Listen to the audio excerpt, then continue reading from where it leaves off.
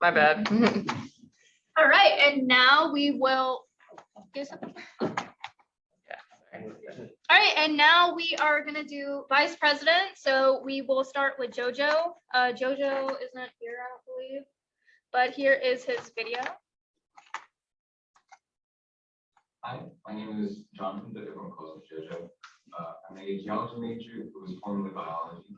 I am currently running to be the vice president of GeoClub.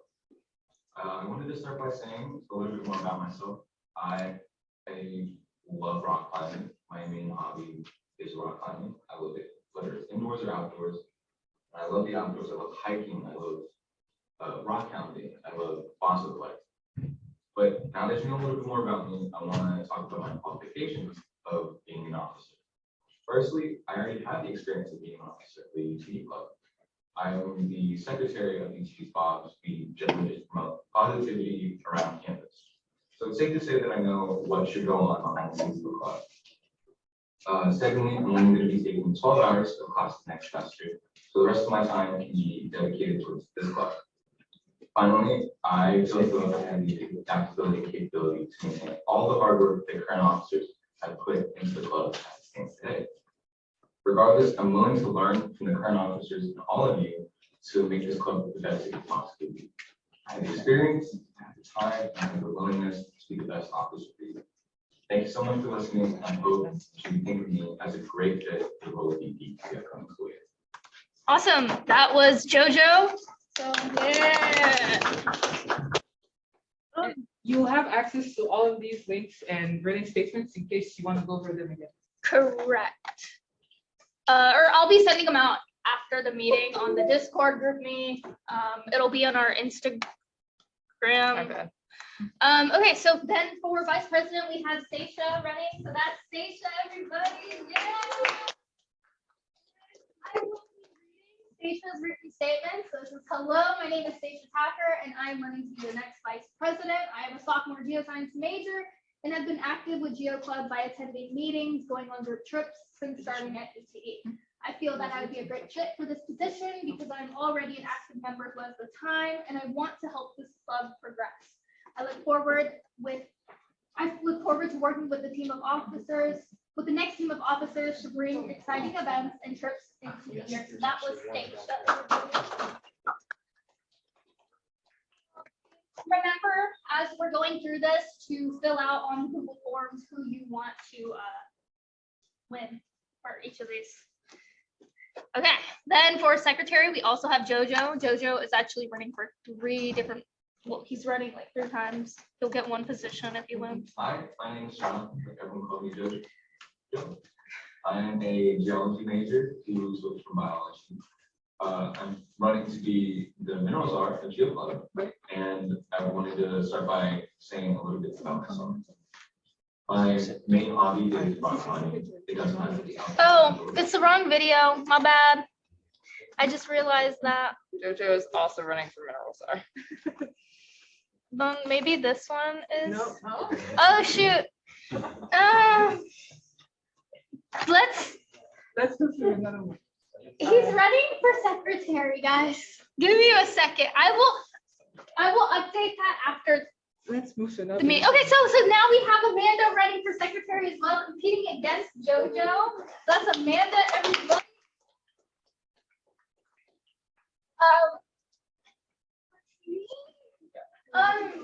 Okay, so you want me to read it? You did Stacia so well. I'm kind of like, yeah, but you can do it. Oh, maybe. I don't know, I can try. Yeah, I might go a little off script since my vision's not the best. But okay. Let's someone else really want to send us a 735. Then we can do treasure numbers. We gotta get a set up square that. That'll be Don't worry. Oh, thank you. Okay. So I've been here since 2017 as an undergrad. I was too shy, and I came to GeoClub once and I was scared, because I don't know this is geology and the program. And then after 2020, it's like I want to do things the right way without being scared of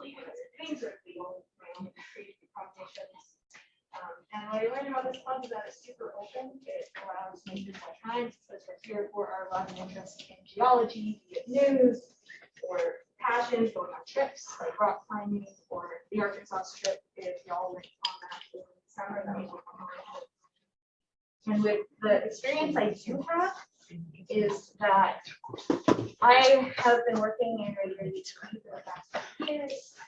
From 2019 to 2020, I was programming director. A lot of meeting minutes, monitoring DJs, creating very precise notes, just so you know, in terms of them developing their skills, as well as developing their stations.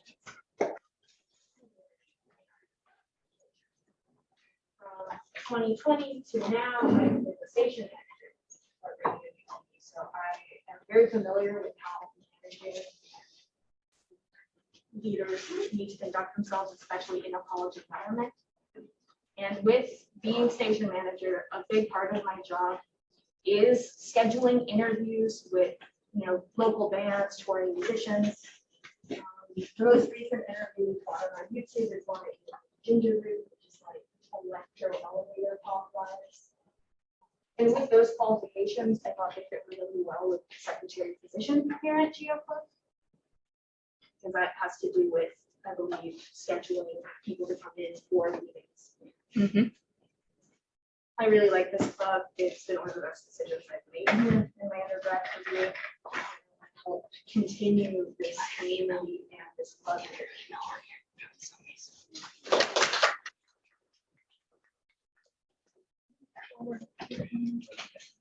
All right, on to treasurer. Carson is running.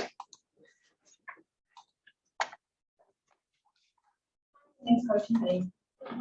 I'm a third year physics undergrad student at UTD, and I just added a geoscience minor to my degree plan this year. But basically in high school, I accidentally took a dual credit geoscience course and pretty much immediately fell in love. So here I am. But yeah, I'm really excited to run for the UTD GeoClub treasurer. I do have a lot of experience. I'm already as secretary for the UTD Women's Club volleyball team, so as well as a team captain. So I have experience with planning trips, planning travel, fundraisers, and keeping track of funds in that way. But I also do have plenty of personal characteristics that would be perfect for treasurer. I've always been a very organized person, very much a number cruncher, got a little math, but I've also been raised my whole life. My mom is an accountant, so I've been raised to be money conscious in that sense. So plenty of background to hopefully apply myself as treasurer. But yeah, very excited for this opportunity to apply myself for the GeoClub and to honor the officers who their efforts. Thank you. Awesome. And now for webmaster, we have Mia. And that's Mia over there in the back. Say hi to Mia. Good. My name is Mia Rudig, and I'm a geoscience major. I'm a member of the GeoClub, but I'm also a student athlete, a student athlete advisory committee representative, and a residential advisor. One thing everyone from all these areas of campus knows about me, I love to share what I learn in school. Yes, my schedule is full, but throughout the day, I am meeting amazing people all over campus in all areas, including student athletes in all sports, students with all majors, working in housing, and really cool members of the GeoClub and geoscience community. Today, I'm going to tell you a little bit about why I would be a great webmaster for the GeoClub.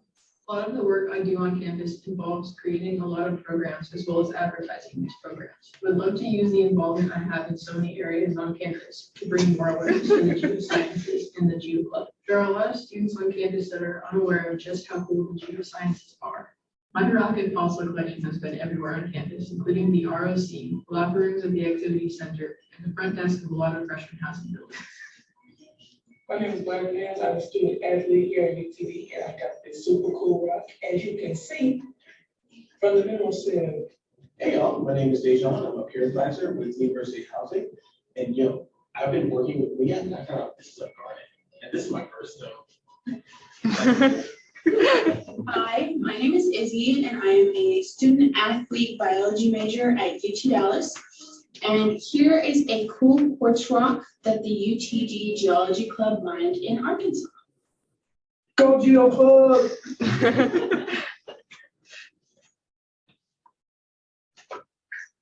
I love that video so much.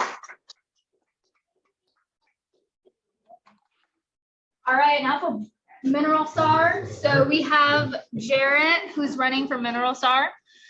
He says, hello, my name is Jarrett Emmerling. I am running for the position of Mineral Czar. I may not be a geoscience major, but I am an eager self-made student of mineralogy. Rock hounding and mineral collecting has been my primary hobby for many years. I am always seeking to learn more. I have volunteered many hours at the GeoClub Mineral Sales Room, serving and learning under the current SAR. And I'm excited to further devote myself to helping fund this wonderful club and working with our mineralogical inventory. With my many years of experience with identifying specimens and tending a collection, not to mention hands-on experience on the sales floor, I firmly believe that I am the right choice for this honorable position. So that is what Jarrett says. And now the right video for JoJo. JoJo's also running for Mineral Star. I also believe Jarrett is on our Zoom call. So if you want to say hi, Jarrett. Hi. Hello. Hi.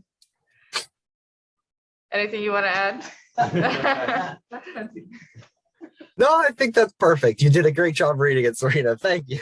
Thank you. I'm out of breath. Thank you. So cute. All right. Probably have seen Jarrett during some of the sales as well. So there's a lot of the behind the scenes stuff. And here is JoJo. Hi, my name is Jonathan, but everyone calls me JoJo. I am a geology major who switched from biology. I'm running to be the Mineral Czar, the GeoClub, and I wanted to start by saying a little bit about myself. My main hobby is rock climbing. It doesn't matter, it's outdoors or indoors. I love the outdoors, I love hiking, I love rock hounding, I love fossil collecting. So now that you know a little bit more about me, I want to talk about my qualifications for being an officer. Firstly, I already have experience as an officer of the UTG Club. I'm the secretary of UTG FOBS, which stands for Being Our Best Selves, which is all about promoting positivity across campus. Secondly, I'm only going to be taking 12 hours of classes next semester, so the rest of that time would be dedicated to this club. And finally, I feel as though I have the adaptability and capability to maintain all of the hard work that the current officers have put into this club as it stands today. Regardless, I'm willing to learn from the current officers and all of you to make the club the best it can possibly be. I have the experience, I have the willingness, and I have the time to be the best possible officer for you. Thank you for listening, and I hope you consider me a great fit to the local minerals on the upcoming school year. Awesome. Do we have Somi's email pulled up? Not know. Do you want to pull up your email? That way. Yeah. Okay, so you know how I messed Wait, up let's with stop sharing. adding the links? It's funny because I checked the links like 4 How do you times, stop sharing? but Oh, wait, it's on there. apparently I still did it wrong. So Oh, we're I gonna have watch it plugged in. JoJo's video for Okay. secretary, Yeah, which video. is also Yeah. trying to run for secretary secure. Do you have a second video? Oh. It's your email.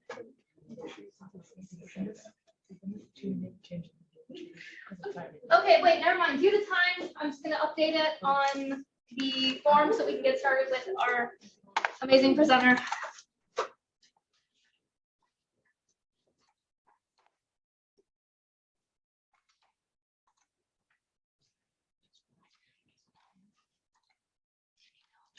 Now up is Dr. Clift, presenting histories of society in Asia related to evolving climate and rivers.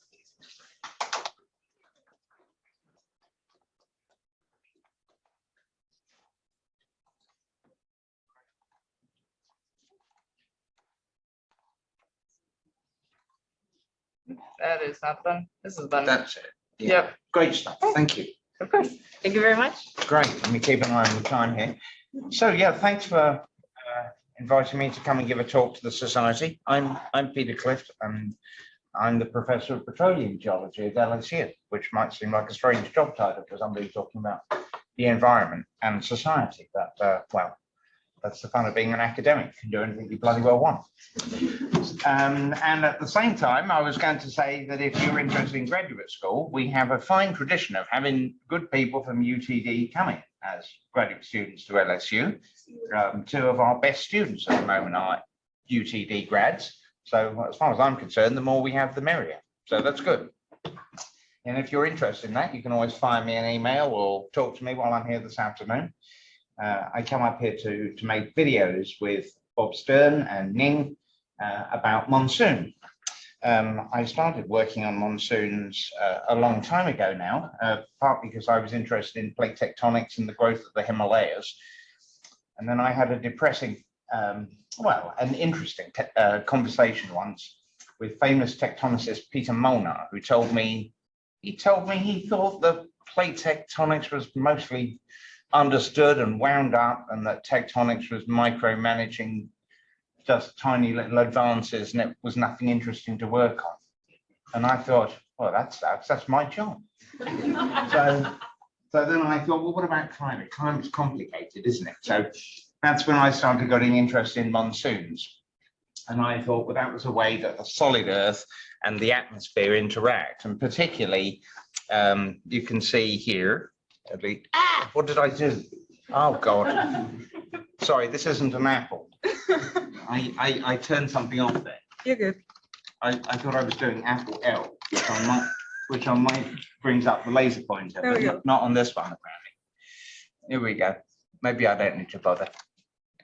I don't know. You can press this. There we go. Laser pointer. There we go. That's nice. Yeah. So the idea, of course, in Asia is that the growth of the high topography, the Himalayan. Sorry. Give me a second. We're not showing the screen for some reason. Oops. My bad. Oh, I see. No. It's. I thought it was sharing. I apologize.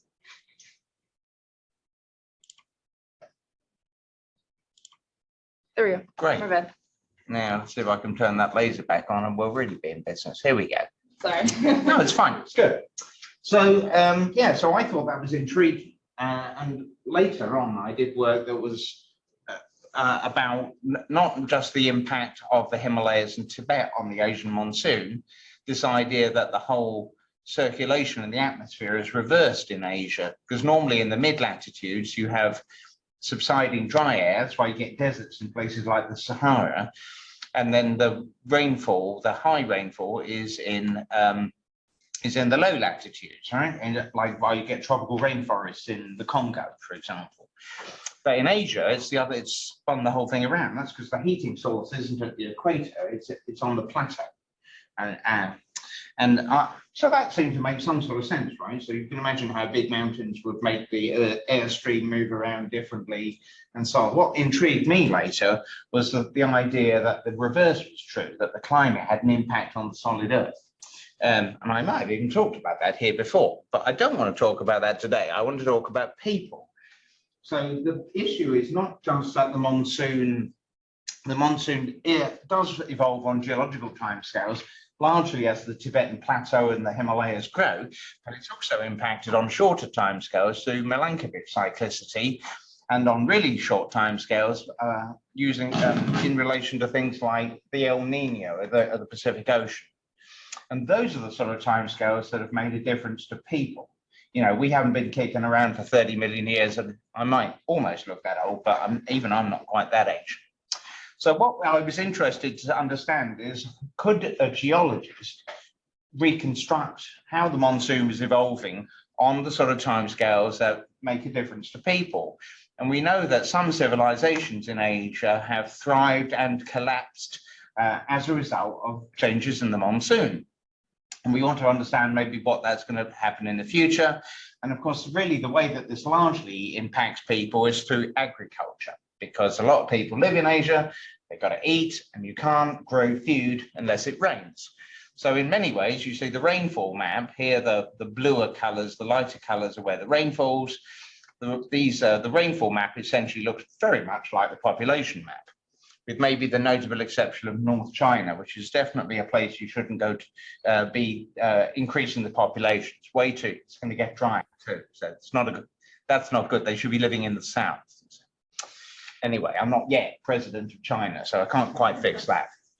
So I do want to talk to you a little bit about how geologists can help with this. So we do know there are geological records about how the monsoon has changed. Most notably, for many years, people have been looking at stalagmites. And the deal here is that the carbonate in the stalagmite preserves the oxygen isotope composition of the rainwater. And the oxygen isotope composition is essentially related partly to the source of the water, but also how strong the rain has been going. So you can imagine that heavy isotopes, when it begins to rain, the heavy isotopes come out first, and the more and more it rains, the lighter and lighter it gets. So if you scrape this out, stick it into a mass spectrometer and measure it, you can do this. This is what in 2005, they published this record from central China, from the Yangtze River Valley, that showed a progressive drying over the last 8 to 9,000 years, with a few places where it dries rather alarmingly, rather quickly. And there are a whole bunch of proxies that people have used. The speleothems are very popular. There are marine records of upwelling. The monsoon winds blow and increase productivity in the Indian Ocean in particular. There are lake records which show things like of course the lakes themselves as they go up and down. That's very dependent on rainfall. And then they preserve things like pollen, and we can use pollen to examine what the vegetation was like, which is of course also linked to the climate. What's interesting actually was the fact that the Greenland ice core, you can see, is pretty flat over the last 10,000 years. The Earth hasn't been getting much hotter or colder over that time period, but the monsoon has been very active. And the reason for this is, particularly this long-term change, is linked to solar insolation. So 10,000 years ago, we had a lot of solar energy hitting the northern hemisphere in the summertime, and it's been getting weaker, and the monsoon has been weakening over that time. There are, as I mentioned, shorter term changes due to things like El Nino. We know here, this is an example from the Indian Ocean, from the South Asian monsoon, where we have cyclicity on very much human timescales. This is since the mid-19th century, and we see these short-term cycles that in this case related to links with the North Atlantic. So I'm not a climate scientist, so I don't really know why or how the North Atlantic is driving the Asian monsoon, but we know that it is, and there are links and rapid changes on quite short timescales. We do know there's a long-established link between the Asian monsoon and El Nino, where in El Nino years tends to be low rainfall.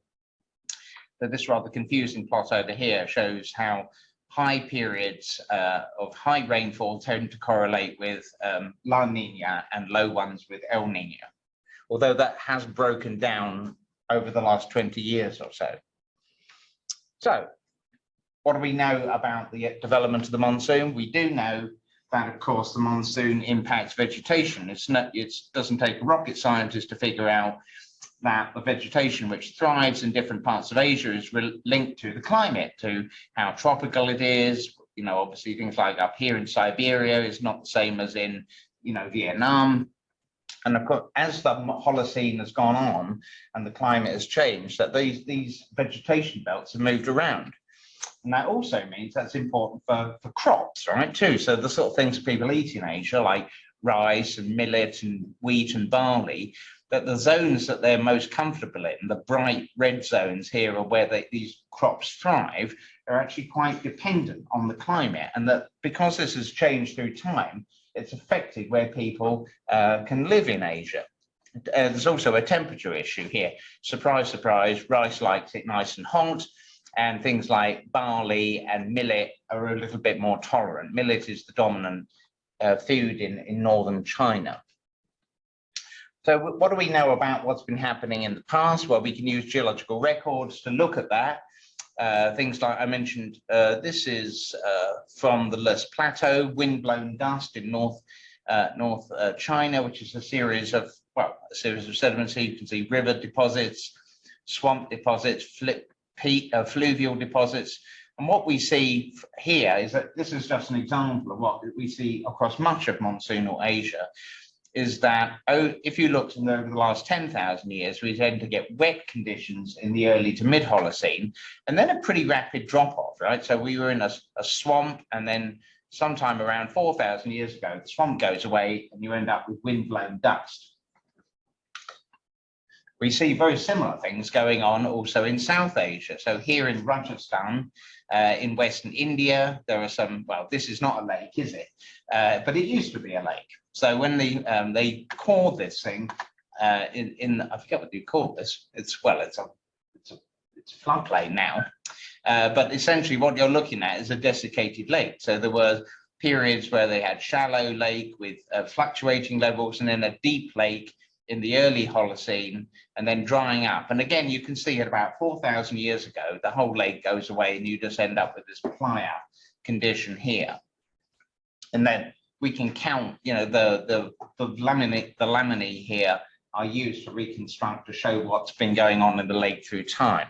But these are some of the sort of records that geologists, which is something at least I can relate to, can be used over a relatively short time period to see how the monsoon has changed.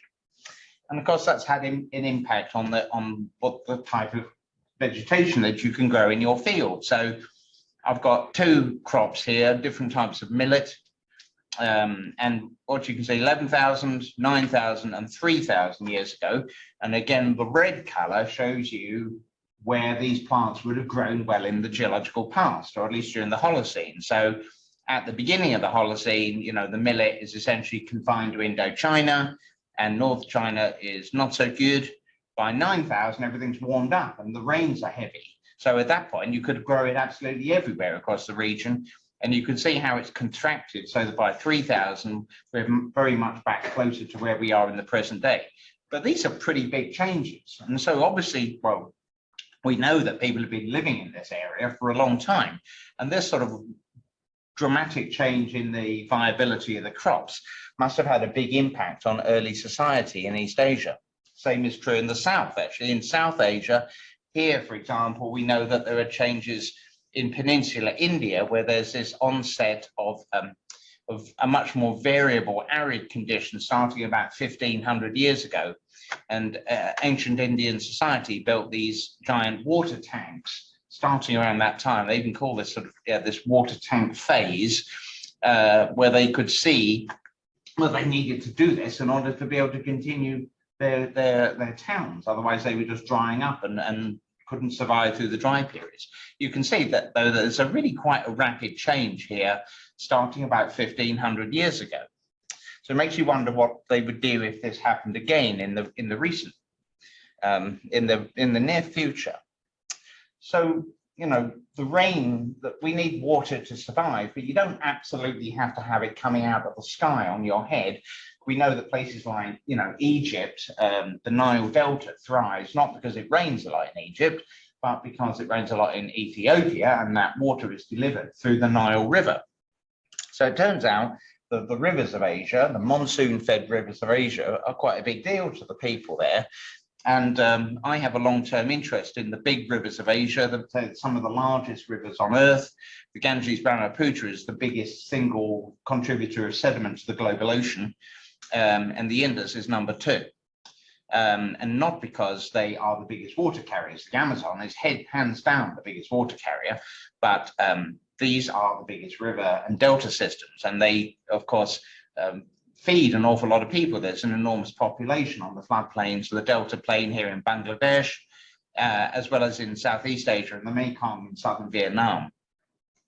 So I have been interested in the geological evolution of this, because they have some jolly strange shapes. You can see, for example, the Yangtze comes south out of Tibet, and it looks like it's heading down towards the South China Sea, but then it just decides to change its mind and scoots off across here instead. And I could tell you about that another time, but not today. But we do know these rivers are important to people.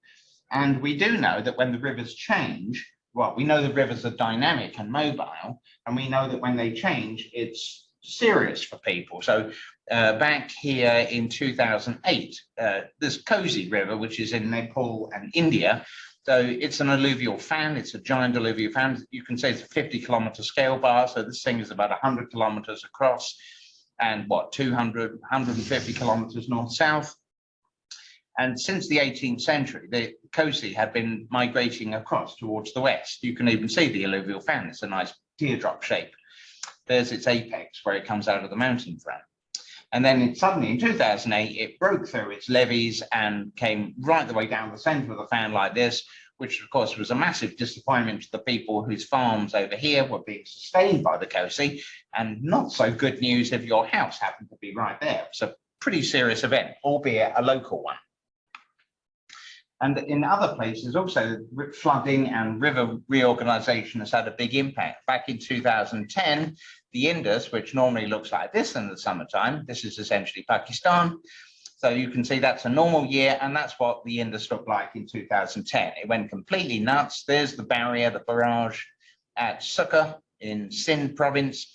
And then essentially this got to be so bad that the Pakistanis blew a hole in their levees and let the river drain out over here. But goodness knows what life was like for you if you were sitting in a farm over here. This thing was, and you see it was still there in November. So it's not like it drained away quickly. This was a very serious event and involved actually not a huge number of people were killed, but a very substantial loss of economic productivity. So this is actually also of more than just economic interest and inconvenience, if you like, but there's also been this long-running religious dimension to this. And this boils down to a river which in the ancient Hindu text is referred to as the Saraswati. So if you are a keen Hindu, you will know that there's supposed to be this holy river, which was supposed to be very large and flowed parallel to the Indus. I believe if you bathe in the Saraswati, it'll get rid of your sins. So I've been looking for that a little bit, but no luck so far. But we were, however, interested in whether this was just a myth or whether it was real. And if there used to be a big river like this, would its disappearance or rerouting, would that have had a big impact on early society? So this is a tracing that I made from this paper by an Indian author. These are his figures. So you can see the idea is that the headwaters of what is now the Yamuna would have gone to the west, whereas now the Yamuna flows east into the Ganges. You've probably seen pictures of the Yamuna. It's the river that runs past the Taj Mahal. So if you've seen pictures of that, it's a pretty big river. And the Sutlej is also, this is the Sutlej. The Sutlej may have contributed to this in the past as well. So this is, at least in the mythology, it was supposed to be a big river. So we were curious to know is, did that river exist? And did it help sustain the early societies, particularly the Indus Valley civilization, often called the Harappan? So what with the old kingdom of Egypt, the Chinese societies around the bends of the Yellow River in North China, and the Indus Valley civilization of three early urban societies. And then around 4,000 years ago, the Harappans sort of like, well, they don't disappear, they just abandon their cities and go off to tend their stuff in northern India. They essentially move, and this is a map showing the archaeological sites down here, and essentially about 4,000 years ago, they abandon these sites and go to live up here between the Indus and the Ganges-Brahmaputra systems. So our question was, why did they do that? Is that related to the monsoon slackening, or was it because it almost looks like they're living along a big river? So we did some coring over here, mostly in bits of eastern Pakistan, and some Indian colleagues were working on the other side of the border. And what we found out, we were using zircons to look at sediment provenance. So as it turns out, it's quite an effective method here. There are subtle differences, but there are real differences. The particularly useful one is the fact that the Yamuna has these very old streams in it, about 1.8 billion, which are slightly different from those that we find in the other Himalayan rivers. And so we did find remnants of the Yamuna River zircons down here downstream. And so we believe that the Yamuna did used to be connected and that there was a big river. The catch is that it's much older than the books would suggest. So probably at least 17,000 years ago, so much older than the Indus Valley civilization. We took that to mean that there has been a good deal of drainage capture. The Yamuna was going west and then it flips over It's right on the drainage divide. There's like a hump in the foreland basin there, and you can go this way, you can go that way. It's probably flip-flopped several times, but it did this more than 17,000 years ago. We do know the rivers themselves, there were smaller rivers that did seem to be useful, but those dry up about 4,000 years ago, probably because the monsoon gets weaker. This didn't make us terribly popular with some people in India because it sort of like rains on the myth a little bit, but what can you do? Anyway, so the rivers have been important and dynamic, but people have been actually, what we really learned is that a really big river isn't necessarily a great place to put your city anyway, because they tend to rise and burst and flood. And like, well, we have big levees in Baton Rouge these days, but I suspect living next to the Mississippi wasn't necessarily a brilliant idea in the past. Better to live next to a smaller river that floods and just covers your fields a few times a year and lets you grow something tasty. But you don't necessarily want to live next to a giant river. So yeah, so let's think about the monsoon in recent past, very recent past, the last few centuries. You know, we've used geological records to look at this too. People have also used tree ring records to identify changes in the climate over. And what you see here in these brown blobs here show times of drought that are based on tree rings. You can imagine, you know, the trees grow well when it's nice and wet and don't grow when it's dry. What's interesting is that this is pretty heterogeneous, right? So like here in the Ming Dynasty, back here in the 17th century, there's a bad drought here in North China. But at other times, for example, this one here, the so-called strange parallels drought is bad in India and in Indochina, but not in Beijing. So this is a way that a group, particularly at Lamont Doherty, were able to build up a record of the last sort of millennia of climate change. One that I particularly like is reading about this very famous city in Cambodia, Angkor Wat. And Angkor was this giant Buddhist temple complex, a city, and we see that the whole thing is abandoned actually because of the tree ring records. We see that there were two big drought events here in the 14th century, and that Angkor gets abandoned at that time. Essentially, Angkor sits on a lake, a Tonle Sap, which fills up. It's a very strange looking thing, actually. When the Mekong floods, it backflows into the Tonle Sap and the lake level goes up. And if you were living in Angkor, you'd have had a nice, you know, you could fish and plant your rice and whatever. But because of these droughts that go on for, 20, 30 years, they had to abandon this, which must have been very difficult. It's a very big fancy building. It's even on the flag of Cambodia, let alone it's a big deal. They did not give that up lightly. And we know that it's also, changes in monsoon have had impact on society in China too. So interestingly, this is like the last 800 years of history. Modern day is over here. And I've got here a cave record here from the Heshan cave in central China, with wet being up here. These are oxygen isotopes. What's interesting is that the end of many of these dynasties here correlate with low periods of rainfall. So it seems as though it's probably, well, it's undoubtedly more complicated than simply climate driven. But you could imagine that if you have several decades of decreasing and then strong drought, your crops are going to fail. The prices, as we know today, with inflation going up, the price of food goes up. Everyone is angry and out in the street and saying, damn the emperor, down with that bastard. Let's get rid of him. So that's, I think that's how this sort of thing works. It's like a stress on society. The Thais had the same problem. The picture I showed you at the beginning with the collapsed temples is because they had a strong drought. They got invaded by the Cambodians, by the Khmer, because their crops failed and their economy went down the toilet and they couldn't afford enough spears and things to keep the things going. And then other impacts on society also involved the Mongols, our friend Genghis Khan, the man who generated the world's biggest terrestrial empire. So how did he manage to ride his horses all the way from essentially like Beijing to Hungary in Eastern Europe? So these guys were able to do this because their cavalry were able to cross Central Asia because the horses have to eat and they need to eat grass. And it so happens that the Mongol invasions correlated with one of the strongest wet periods of the last 1,000 years across Eurasia. And then, well, as that passed and it got dry again, everything went pear-shaped for them. But it is a strange thought that maybe the Mongolian conquest of Eurasia is largely climate-driven. It wouldn't have been possible if we hadn't been experiencing strong monsoon at that time. So I hope what you get the impression is that this sort of variation on actually historical, or at least century timescales is quite important. So we might ask ourselves what's been going on recently, what's going to happen in the future.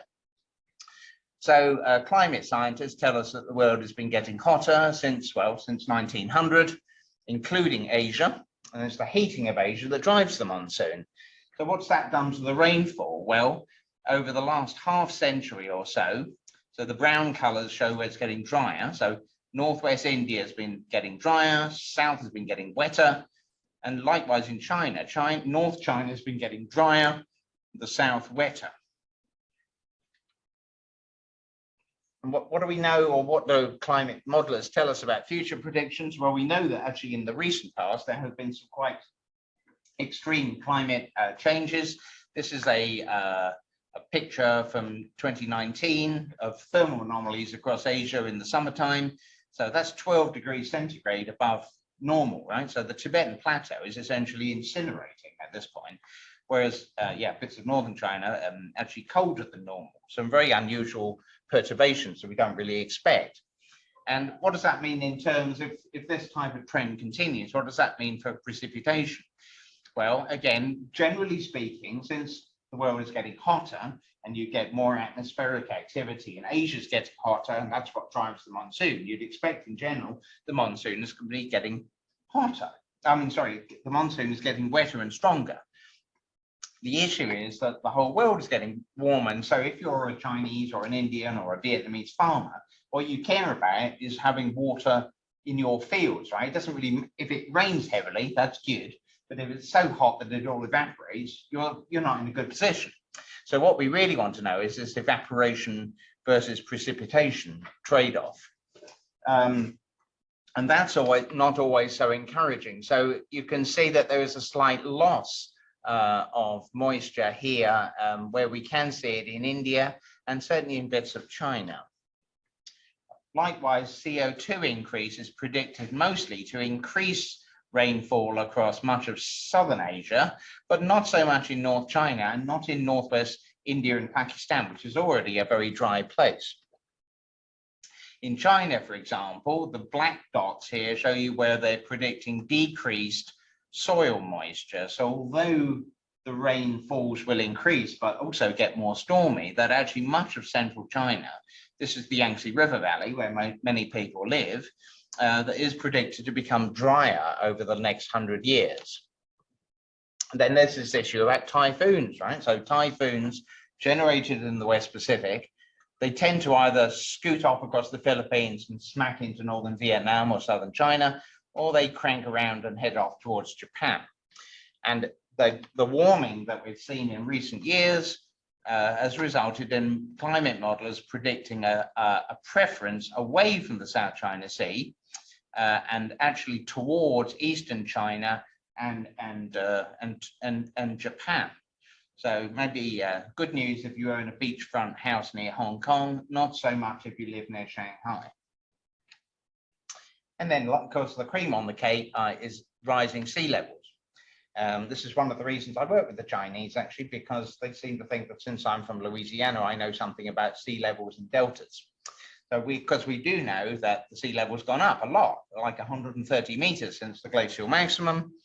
And of course, what did that do? It flooded the land, right? So at the last glacial maximum, we had sea running all the way across Southeast Asia here, broad continental shelves that had to be abandoned because there were already people in Asia at that point. So presumably, if you were a farmer living in, on what is now the East China Sea, you had to pack up and move inland. That must have been pretty serious. More so if you're now living in a skyscraper in Shanghai. That doesn't move as easily as a buffalo did 20,000 years ago. And predictions on the rate of sea level rise, these are predictions for Hong Kong with different heating models. Essentially, the green one, the 2.6, is the small heating, and the red is the like business as usual, if you like. So this is not a terribly big timescale. So you can see here that they're predicting maybe on average about 80 centimeters of sea level rise at the end of the century, maybe as much as 2 meters, contributed from various parts of the global ice system. That's all very well, but if you're a Hong Kong conglomerate that owns fancy real estate on the waterfront, then maybe having 2 meters of water in your lobby is not going to do much for your price. So just to put this into perspective, this isn't Hong Kong, this is Shanghai. So here's the city of Shanghai. There's the mouth of the Yangtze River. So these are the red things that lie very close to, they're below sea level today, right? So it's a bit like the Netherlands a little bit. So if you crank up the sea level by 2 meters, that's what happens. So that's the city of Shanghai. Not very good. And God help you, 5 meters, that's not very good at all.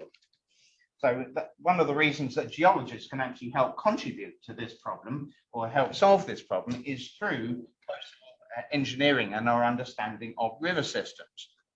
So this is the Pearl River in southern China. That's the Hong Kong airport.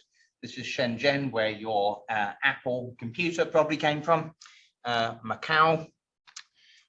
So we could use the sediment in the river to help solve this land problem. I mean, we don't have to save all the coast. We just like to save the important bits, right? It'd be nice, for example, to save New Orleans. We don't mind so much if some of the swamps around it are washed away, but it'd be nice to use the river, the Mississippi, for example, to save the city.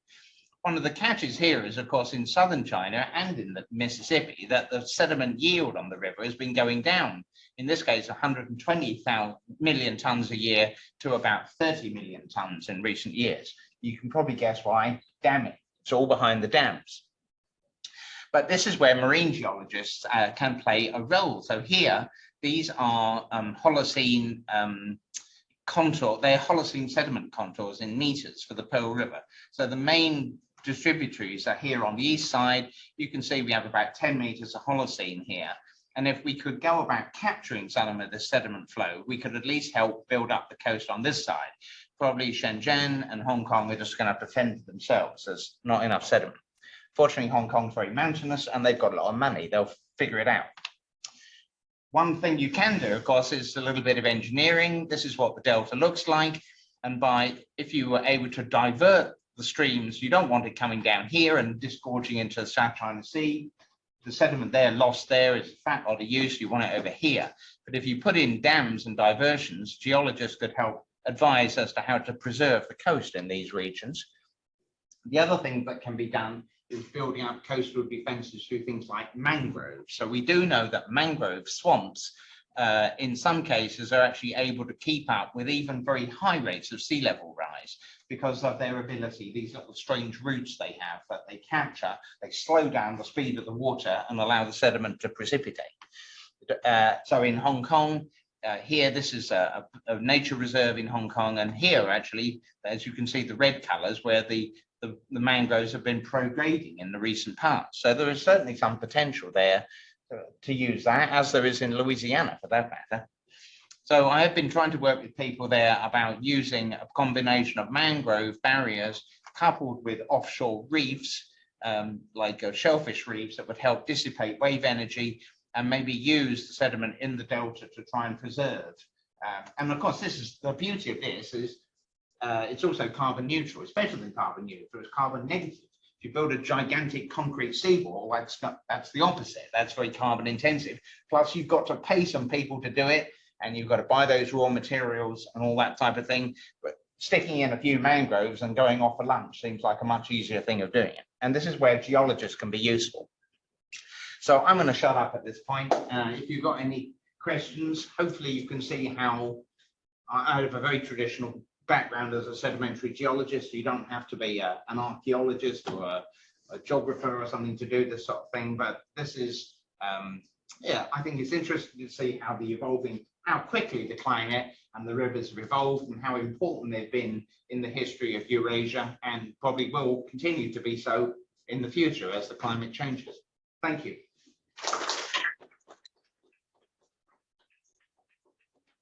For about 1 or 2 questions. Does anyone have any questions?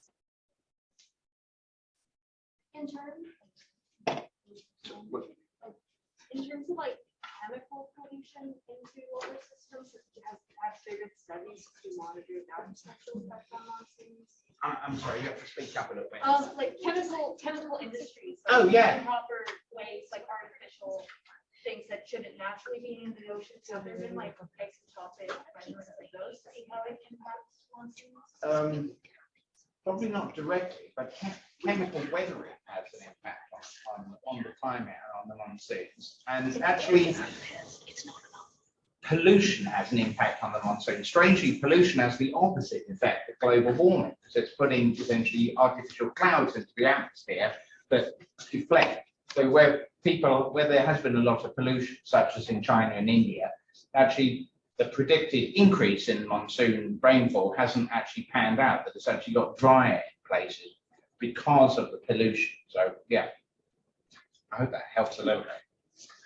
I'm not very familiar with geology, but I know that on the center of India, there's like I wouldn't say plateau, but it's like it's raised. Yeah, the Deccan Plateau, isn't it? Yes, Right, yes. right. Does that help?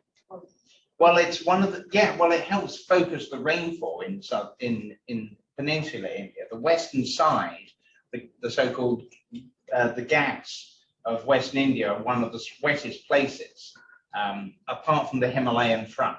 So that's why places like Mumbai and the coast up and down from Goa are very wet in the summertime.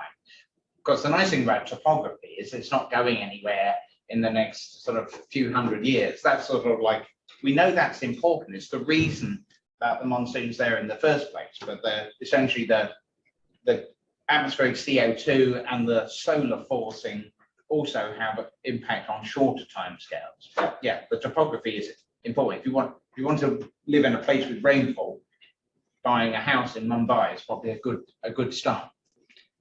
So I'm downstairs. If you wanted to chat to me this afternoon, you can do yeah, that. I was gonna say that, and also I Right. can plug your email as Yeah, well. So that's I'm another sitting thing. here. Sorry about that, to cut off questions.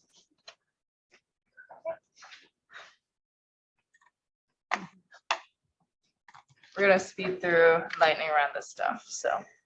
Okay, I believe Pronto mentioned this to all of you guys last meeting, but just to put it out there again, we have the Texas Hydro-Geo Workshop coming up April 1st to April 3rd. And as he said, it's going to be a really, really good fun opportunity. GeoClub is going to pay for your participation fee. So if you are interested, please let us know by March 27th, because we have to coordinate carpooling, or if the department is going to, if we're going to be able to use the actual department bus. We have to coordinate how we're going to be getting food. We have to coordinate so many things. But please, if you're interested, please come, because there's so many fun classes, great networking opportunity, because schools all over Texas are going to come for this. And it's really good. As you saw from this presentation, there's so many things that we need to be informed of for hydrology. So please, if you're interested, let any of us know or send in the group chats. Also, a little introduction on our Discord. I have made a little trip channel. I'm trying to get the reaction roll set up, but if not, I will be asking in the general chat or announcements that if you're going on this trip, just let me know and I'll just hand add you in, like manually.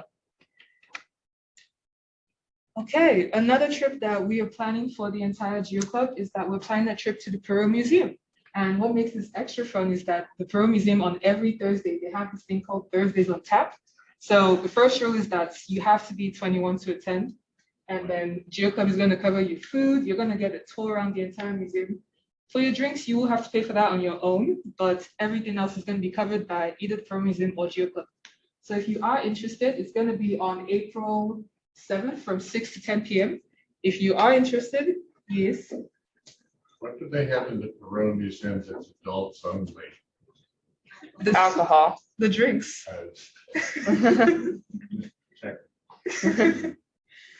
So if you are interested, please let us know so we can start coordinating how we're gonna do, and it's gonna be really fun. So y'all should come. You know me, I'm always here to talk about free money. So I don't know how many of you guys have already applied, but this department, your faculty, is offering up scholarships to all of you. And from previous years, as long as you apply, you're almost guaranteed a scholarship. So if you are, there are various amounts, but generally, if you are interested, whether you've already paid your tuition or not, you should apply because it's really good for you. It's really helpful. You don't know how much can really just save your life in that moment. So there are various amounts can go from 500 to 1,000, any amounts, just apply and actually try. You never know. We also have the Dallas Geological Society Scholarship. And again, I don't know why you guys have not applied for this because this is up to $5,000 off your tuition in one go. So if you are interested in that, I encourage you to apply. And then I don't know how many of you guys are doing field camp this year or next year or whatever, but there's currently a GSA field camp scholarship for up to $2,000. For this one, the deadline is today. So if you haven't, please make sure you send it in so you can get $2,000. This can cover your field camp fee and also cover part of your tuition. All these links will be put in the group chat. And if you have any questions, please message me or talk to me or any of our fellow officers.